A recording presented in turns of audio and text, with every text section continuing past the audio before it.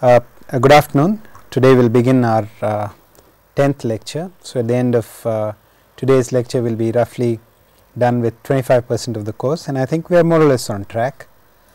So let me just begin by recapping what we did last time. Perhaps we can go down to the pad. So, today we will talk about the minimum distance of a linear block code. Of a linear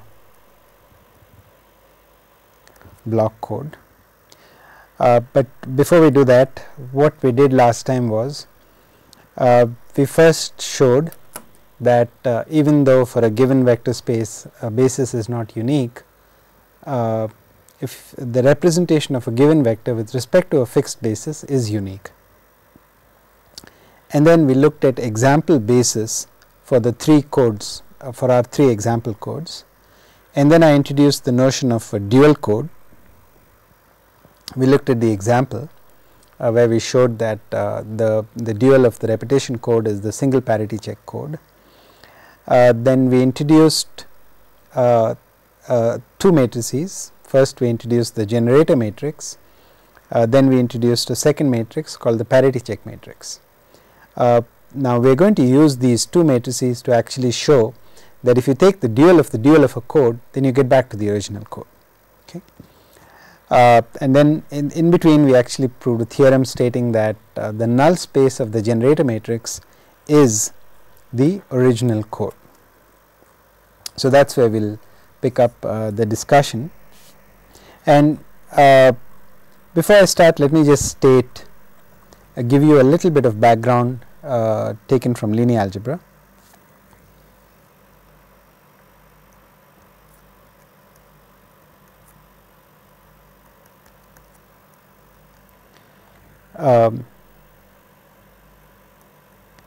The row space of an M by N matrix A is the set of all linear combinations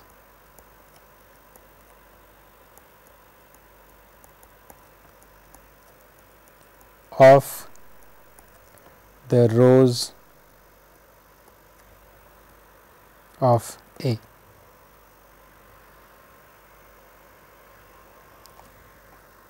Okay. So, for example, if we look at this matrix here,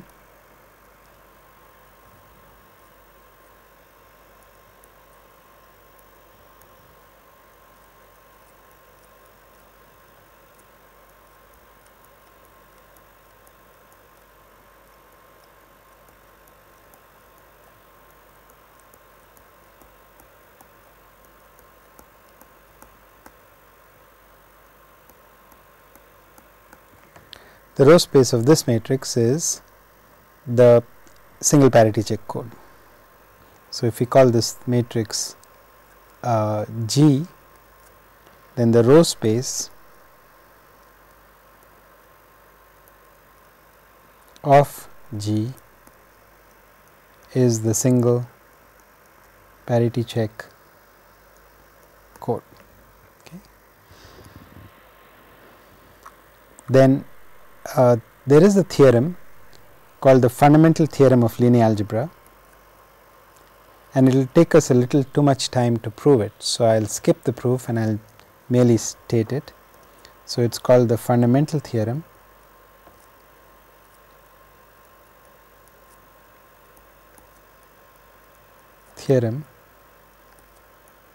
of linear algebra.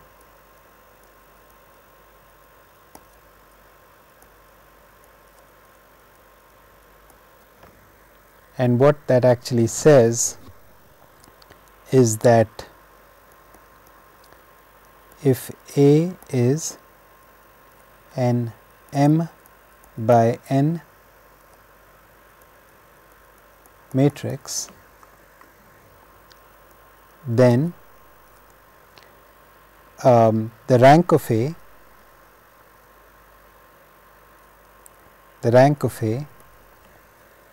plus the dimension of the null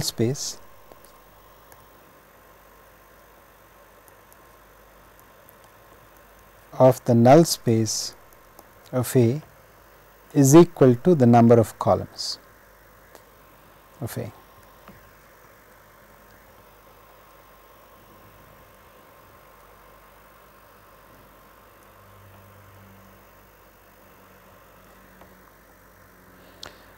All right. So, we will not prove this. Then the other fact that we will need from linear algebra is the following. Also, for any given matrix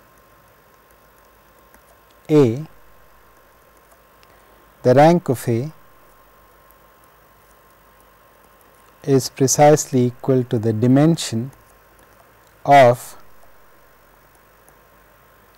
the row space of A.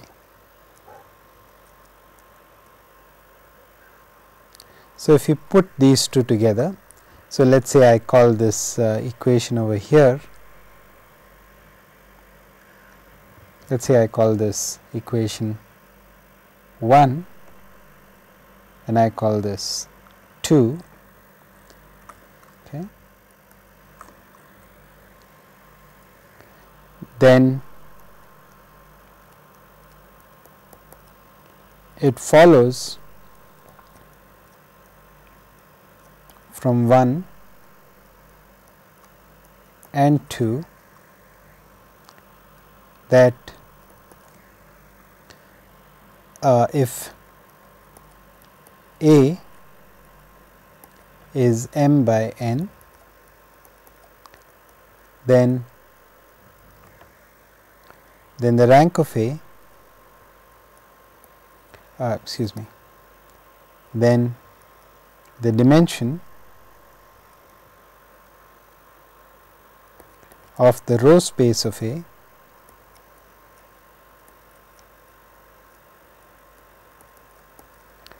plus the dimension of the null space of A. Okay, if you add the two, this will be equal to n. So, this is merely a restatement of the fundamental theorem of linear algebra. So, this is 3. Okay. So, once again to recap, the fundamental theorem tells us that if you add the rank to the dimension of the null space, you will get the number of columns. Also, it is known that the dimension of the row space of A is equal to the rank of A, and it follows from that if you add the dimension of the row space and the null space, then you will actually get the number of columns. All right. So, now what we would like to show, we would like to actually show. So, let me just take you back quickly to some point in our earlier lecture last time towards the end.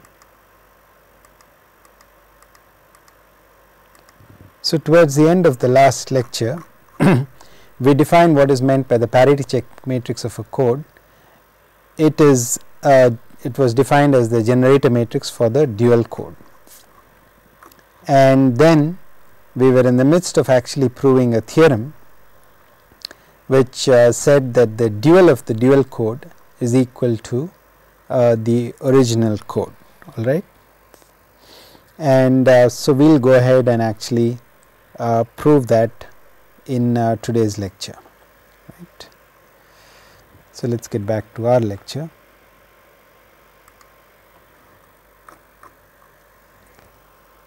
So, theorem,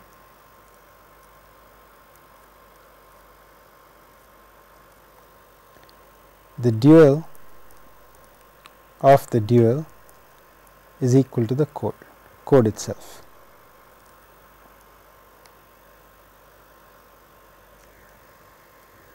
So, proof.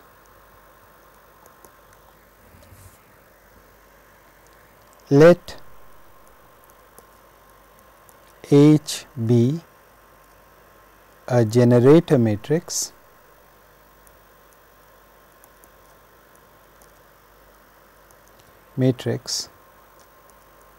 for the dual code. Okay. Now, it follows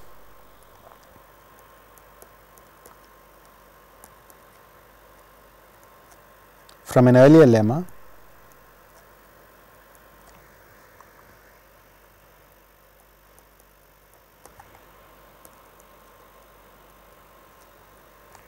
So, let me see if I can take you back to that lemma. So, when we were talking about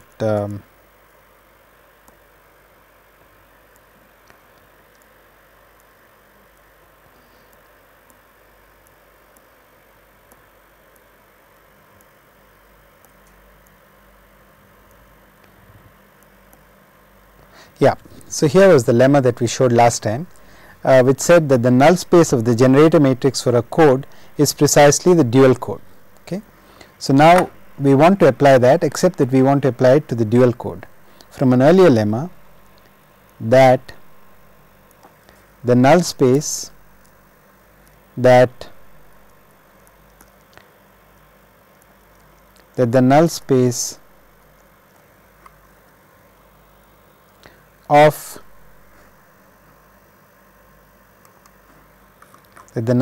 of H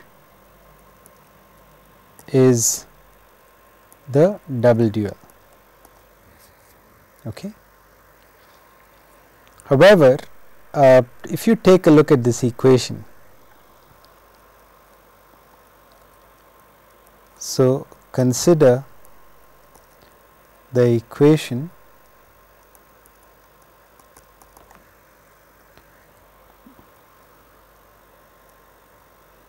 I am going to put down the rows of H here.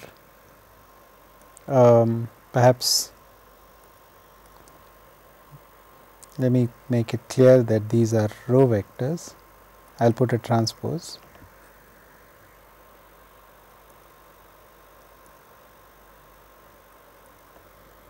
Now, since the parity check matrix H, so this matrix here is your H matrix, and it is an n minus k by n matrix. And what you are going to do when you are looking at the null space of this is you are going to look for vectors x such that this times this is equal to the 0 vector. Now, if x is a code word in C, then since first of all, first observation is that every row of this matrix H is a code word belonging to the dual code. We know that. All right.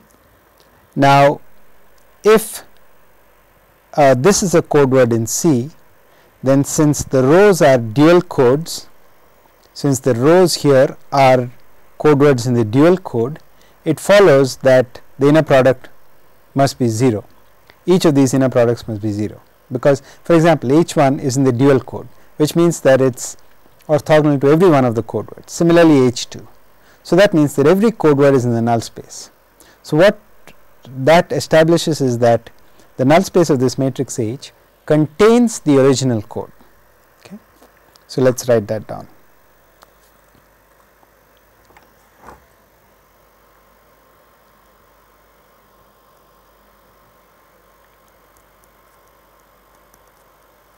Note, null space of H contains the original code since every row of H is a code word in the dual code,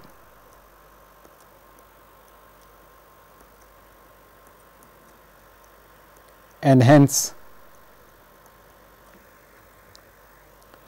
satisfies and hence has so every row of H and hence has 0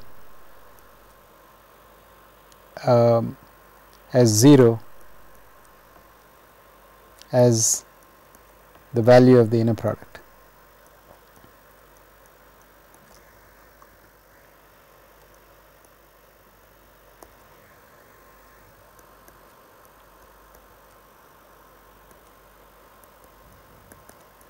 With X.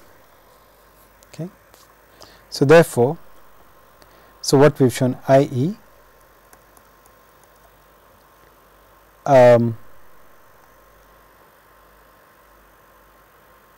the original code is contained in the null space of H, which is equal to the dual. But if you just focus on this side of the equation, but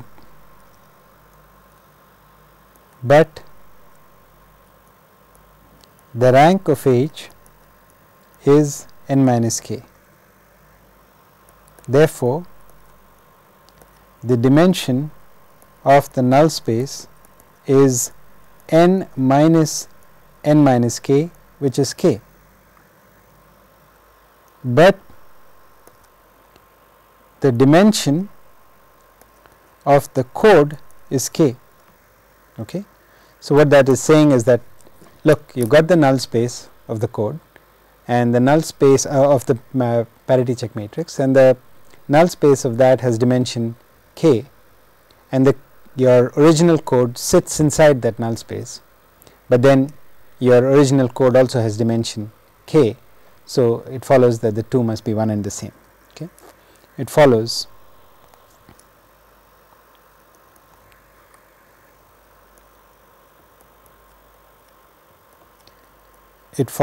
that the null space is equal to C, which is equal to the dual of the dual, and we are done.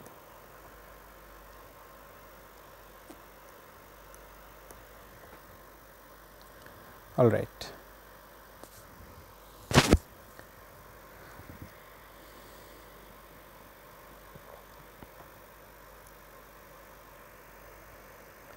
And we will also, so along with this theorem, let us also note down a corollary. So, corollary to this is that every code C is precisely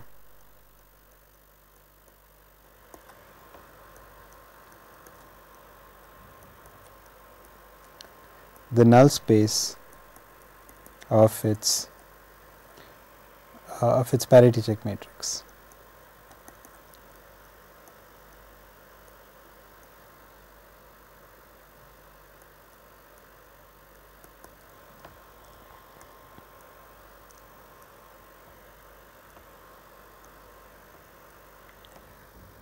Okay.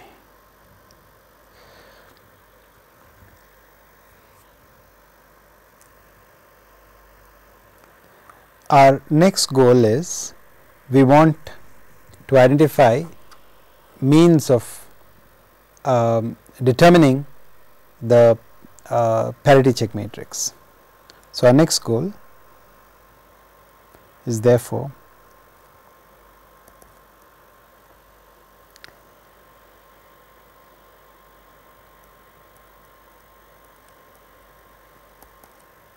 means to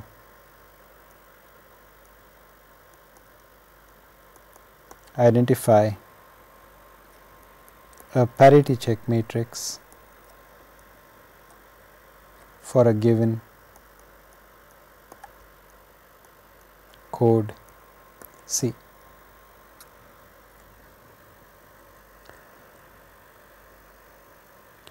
So, we'll state two lemmas which will help us do precisely this.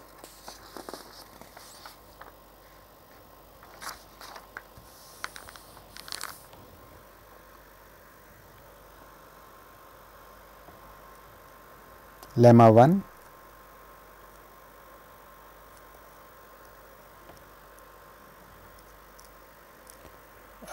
if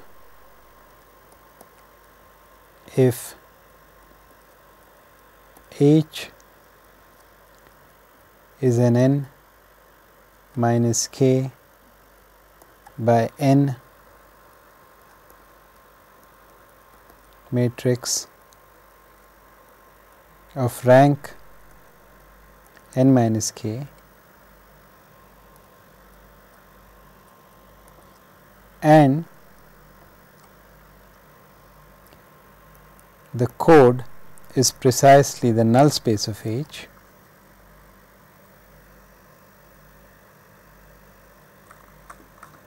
then H is a valid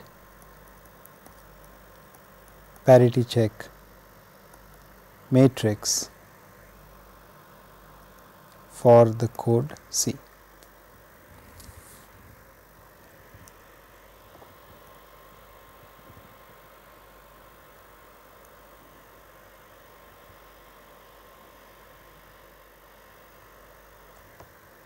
Now, how do we prove that?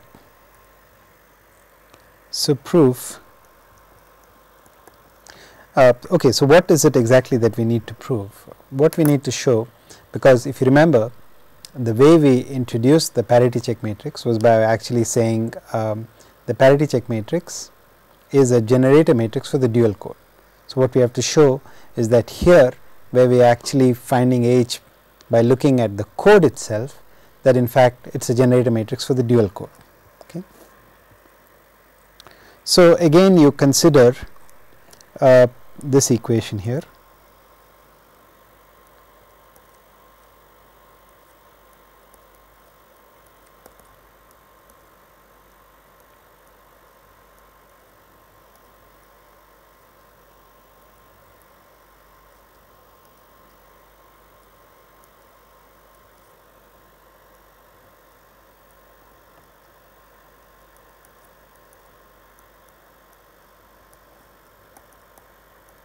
So, you look at this equation, and what you observe is that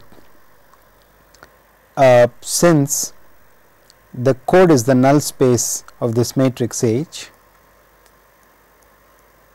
it follows that each of the rows has zero inner product with each of the code words. Therefore, each of these vectors actually belongs to the dual code. But on the other hand, since this matrix H has rank n minus k, it follows that these vectors actually span the dual code, and therefore, the row space of this matrix is the dual code. So, it follows that this is a generator matrix, since these must therefore form a basis for the code, therefore, it is a generator matrix for the dual code. Okay.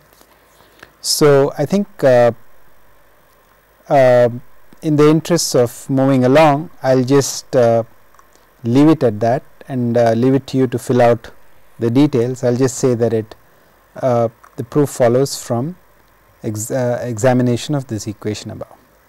Okay. I have already made the argument verbally, so we will just say the proof follows from noting that the rows Hi of H belong to the dual code from, so let us call this equation, I think lost track, but let us say it is equation 4, from equation 4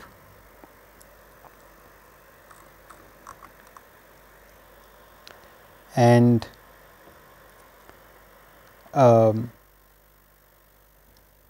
form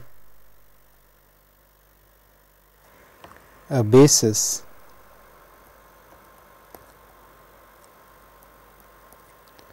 maybe I should put transpose here, basis for the code C prime C perp, since the rank of H is equal to n minus k. All right. Now, the next lemma,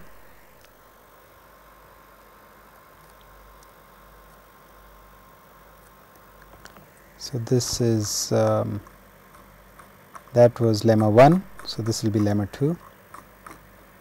Lemma 2,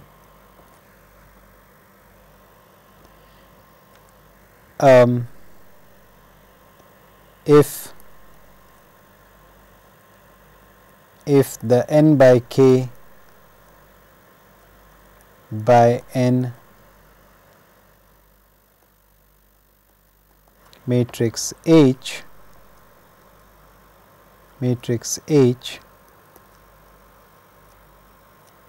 has rank n minus k and satisfies H times G transpose is equal to 0, where G is any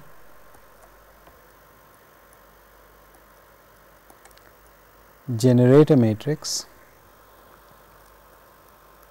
for the n k code C, then H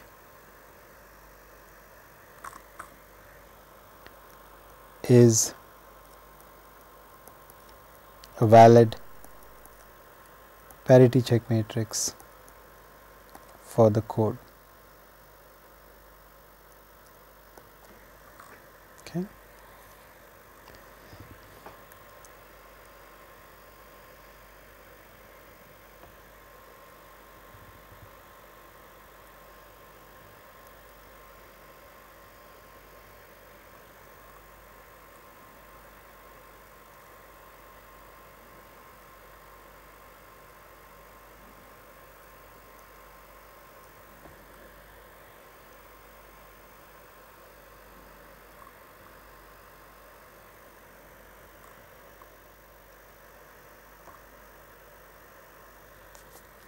Right.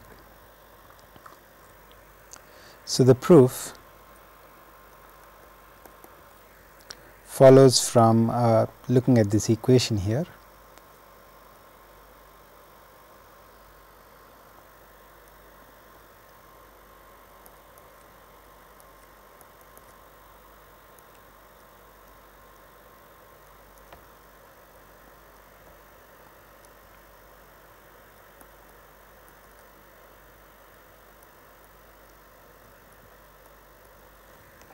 Okay, so, here this matrix is H, this matrix is G. So, these vectors are the rows, and so keep in mind that since this is actually G transpose. So, in G these are the row vectors of G after transposition. So, they actually form a basis for the code. Okay. So, it follows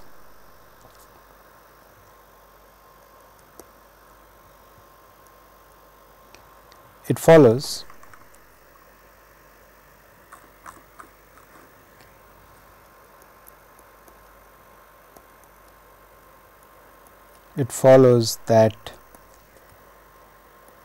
HI transpose Gj is equal to 0 for all pairs ij. Hence,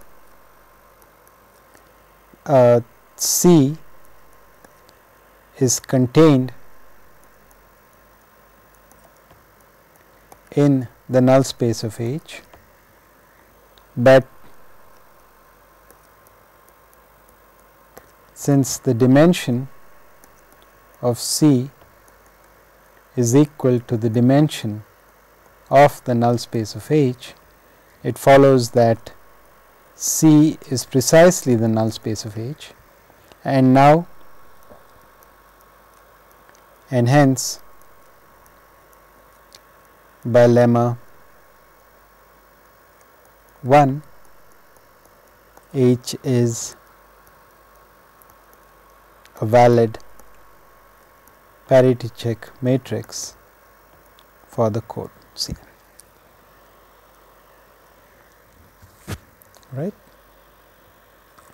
Okay, so in fact it is this second theorem that we will actually put to use,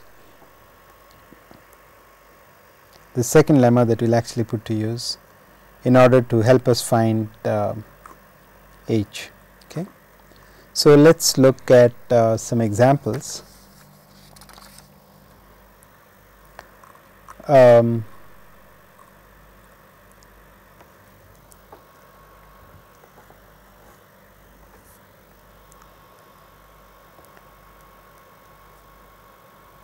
Example, if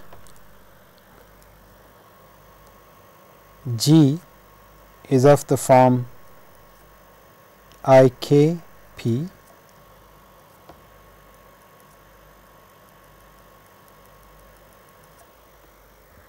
where this is the K by K identity matrix,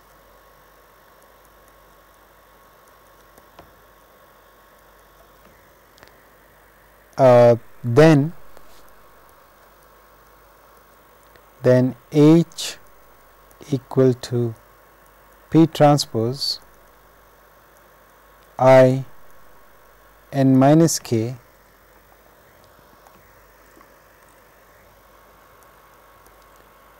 is a valid parity check matrix for C. Okay. And why is that? This is because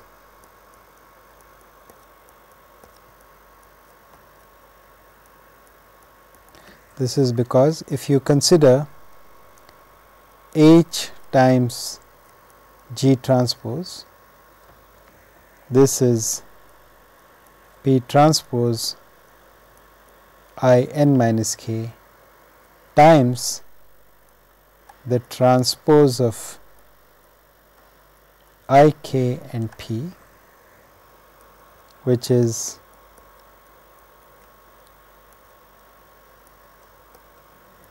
times I k p transpose, and with matrices you can carry out block multiplication and you can check that the sizes are correct. For example, this matrix here, this P matrix here is this P transpose matrix is n minus k by k,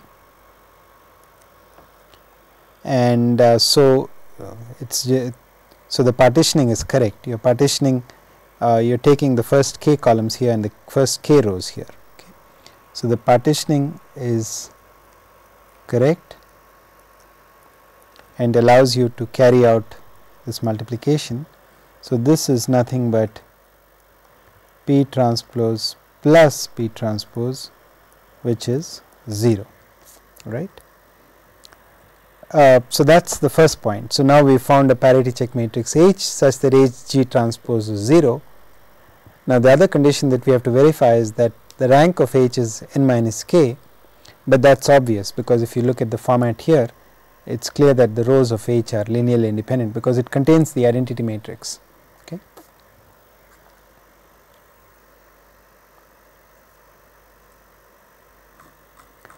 also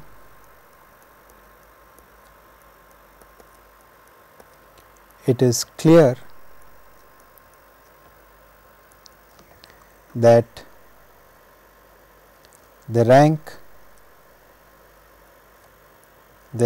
of H is equal to n minus k, hence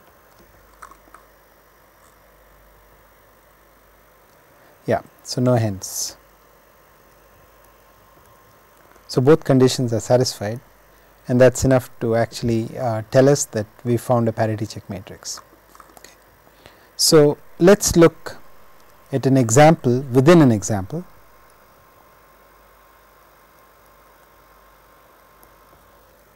Supposing we look at the repetition code.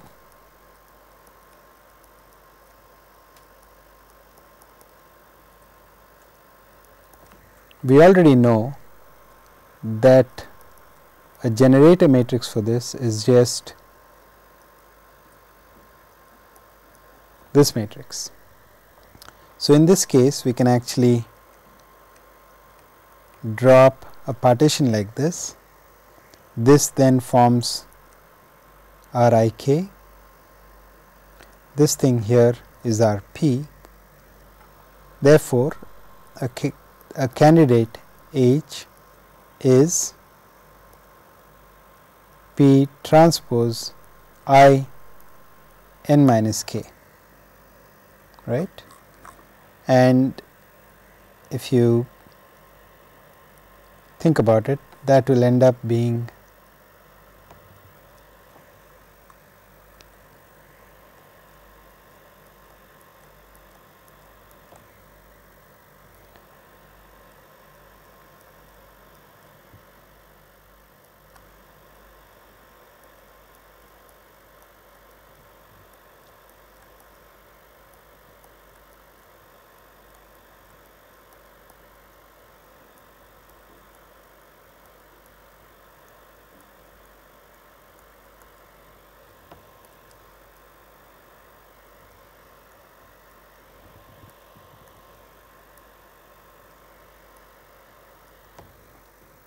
and this is a parity check matrix for the single parity code. This is a parity check matrix for the repetition code. Okay.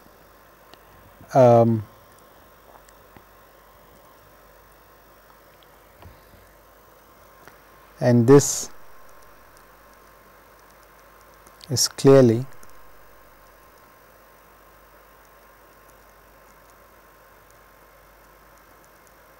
a valid parity check matrix for the repetition code.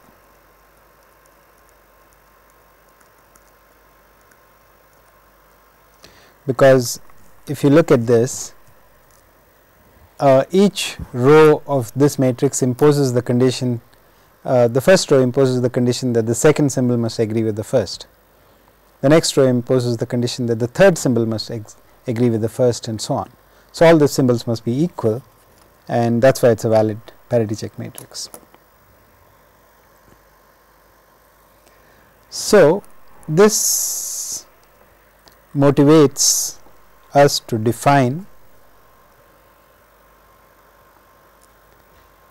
the notion of a systematic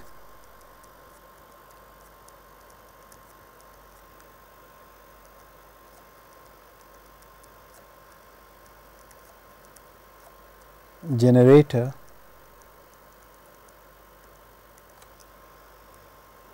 matrix. A generator matrix G is said to be a systematic generator matrix for an NK code if it can be expressed,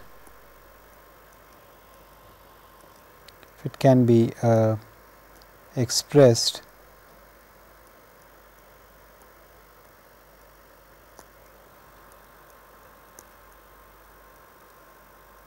in the form G is equal to I k followed by P. Okay.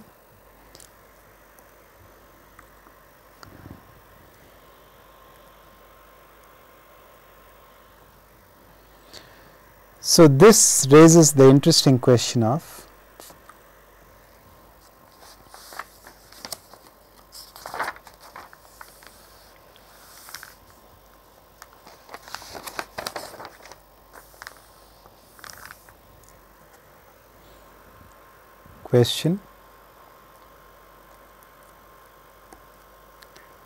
does every code possess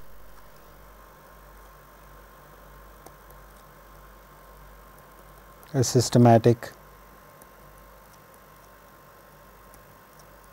generator matrix?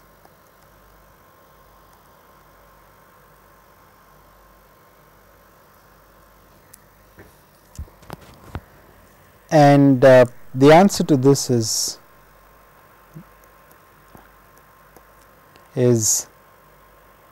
no.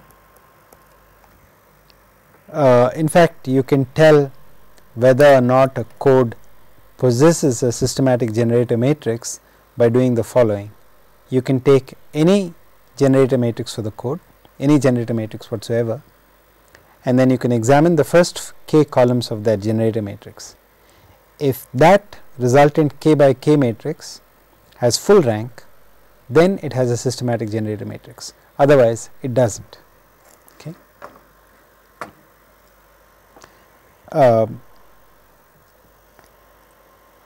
Let G be any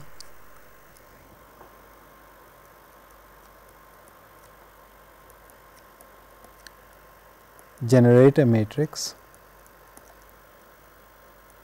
for the code C. Okay. And let us spell out G like this. So, now I am going to talk in terms of the columns of G. So, let us say that they are A1, A2, AK, AK plus 1 to AN. So, let us say that these are the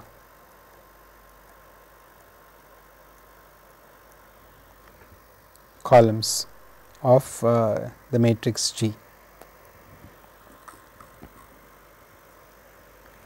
And let us say that this can be expressed in the form G1, G2. So, that means that I am going to call this part here G1 and this part here G2. And so, the simple answer to this question is that if G is any generator matrix, if G1 has full rank, then it has a systematic generator matrix, otherwise not.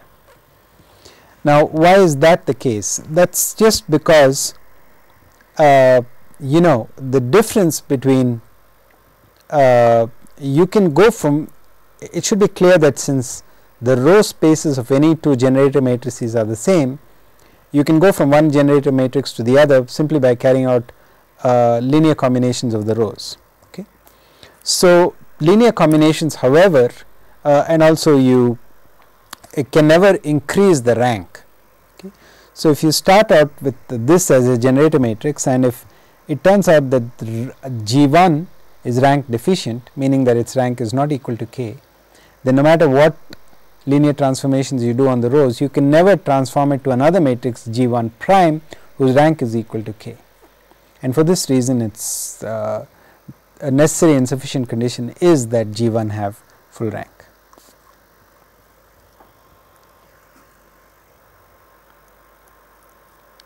Then, since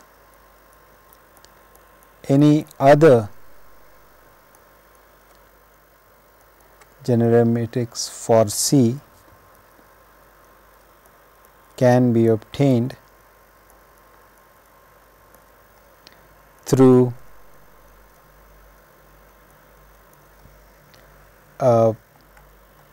taking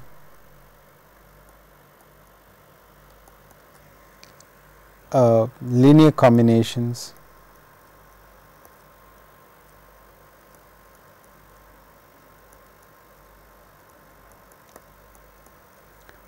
of G above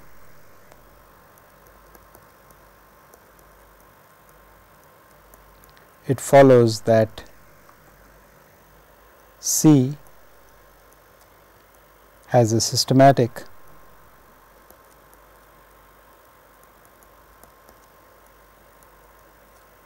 generator matrix if and only if rank of G1 is equal to k. All right. Let us look at some examples.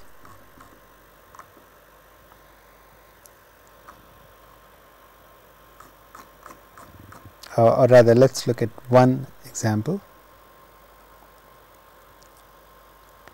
Now, supposing C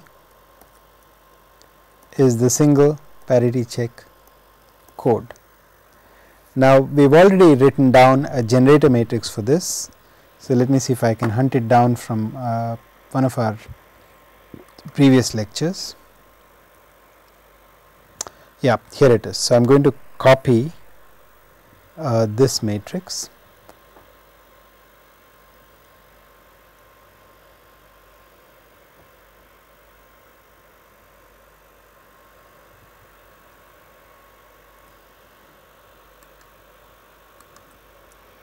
And now, let us go back to our lecture of today, and we will put this down here.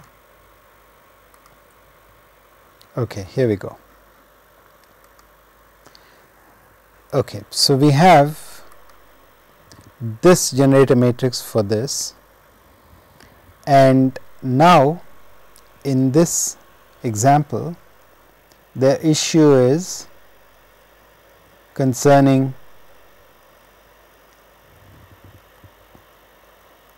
the matrix G1, where this is G1 and this is G2, and the question is, does G1 have rank 6 or does it not?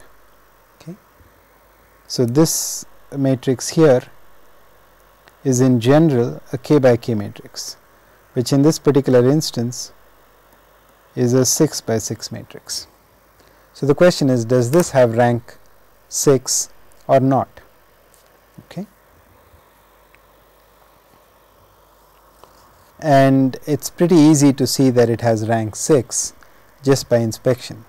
So, we conclude from this that since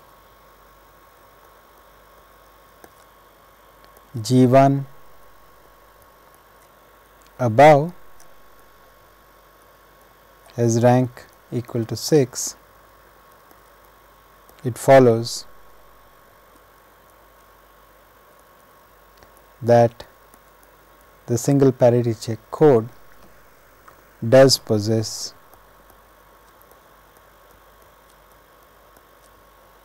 a systematic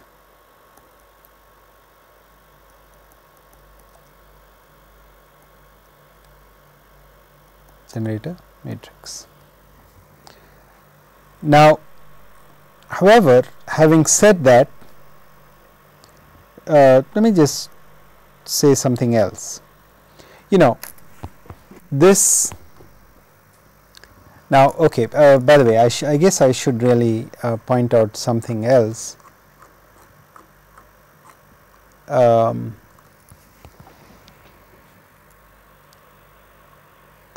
Which is, so why are we interested in a systematic generator matrix?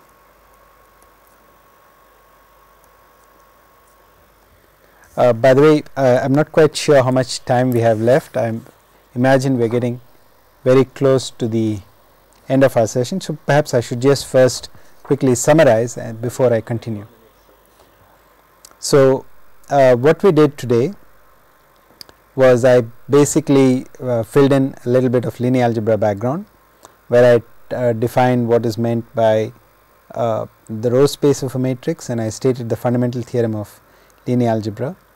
And then we proved that the dual of a code is the code itself, and as a corollary to that, we found out that the code is the null space of its parity check matrix. And then we moved on to the question of, well, how do we actually find H? And we said one way of finding H is to actually find H from G, and so that is what we are concentrating upon. And now, in the systematic case, it is very easy to write down H, but apart from the ease of generating H, there is another reason for being interested in a systematic generator matrix, and I am coming to that. So, let me put this down. Instead of saying a question, let me say a second reason for being interested in a systematic generator matrix.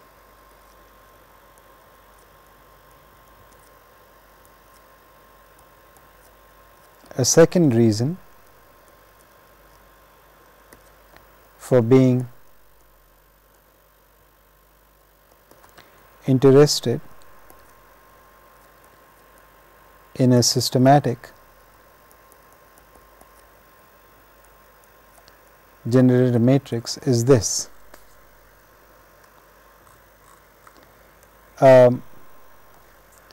Consider the map between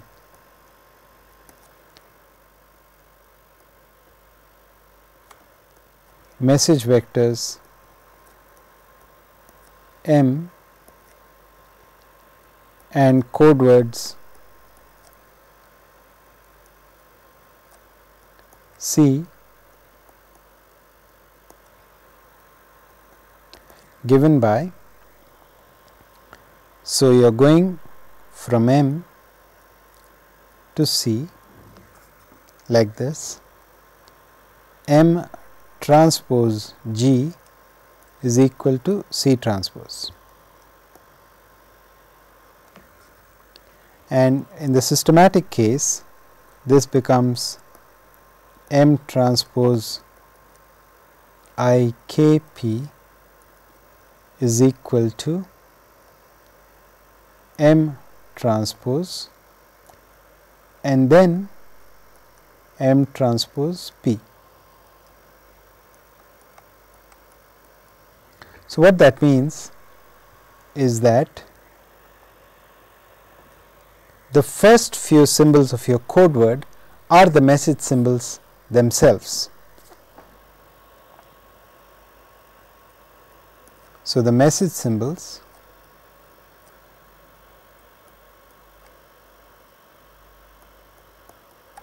are explicitly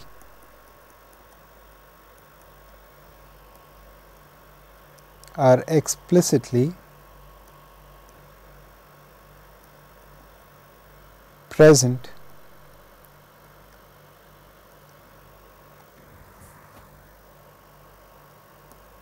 within the code symbols.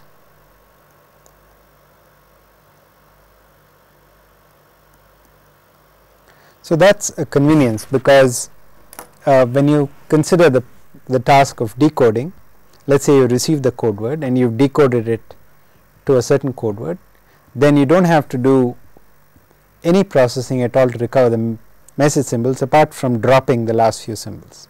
Okay. So, that is another good reason for being interested in a systematic code.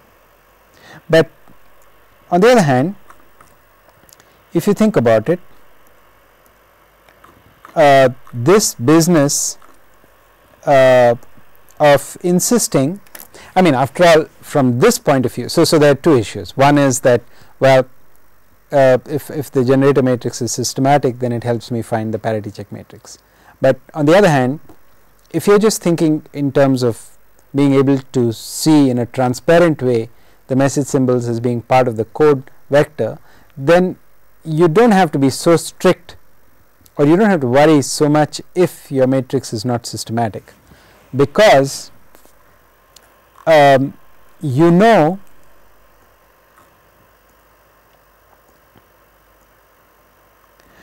so looking at a generic generator matrix as given by the matrix in front of us here, we know that this matrix has rank k. So that means that some k columns of it will be linearly independent, and so some submatrix of size k by k will have full rank. So you can certainly row reduce that to make that the identity matrix. What does that mean? That means that your message symbols after row reduction will now be explicitly present in the code vector, except that they won't necessarily appear as the first k symbols. They will appear as a collection of k symbols strewn along the code word in some positions. Okay, but that's not too bad, because if you know that in advance, you can always shuffle the symbols and recover the message symbols. Okay, so again, to repeat, the point being that since the generator matrix has rank k, some subset of k columns of the generator matrix must be linearly independent. So that particular submatrix must have rank k. You can row reduce that to get a second generator matrix where in those columns you have the identity matrix, and then that means that when you use that matrix for generating code words, the message symbols will be explicitly present in those positions, and so you do get this benefit of ease in decoding even without requiring that it have the specific form. Okay. All right. So this motivates the definition of equivalent codes.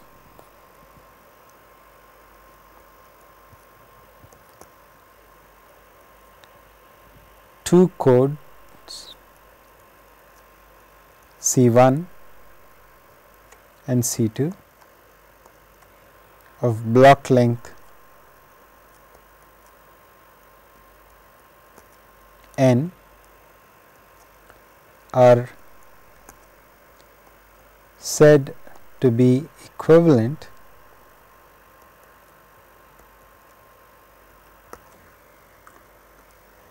if there is a mapping phi which maps C1 to C2 in 1-to-1 and onto fashion. So it establishes a 1-to-1 correspondence.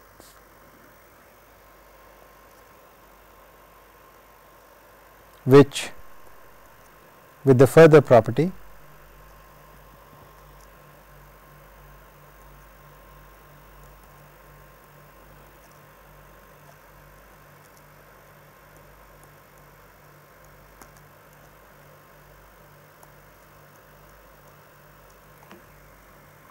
that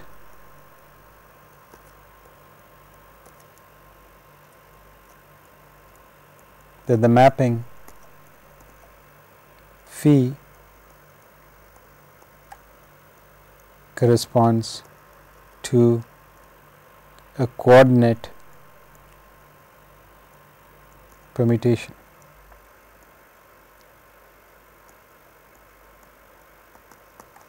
With that definition, our time is up. So, we will stop here and continue next time. Thank you.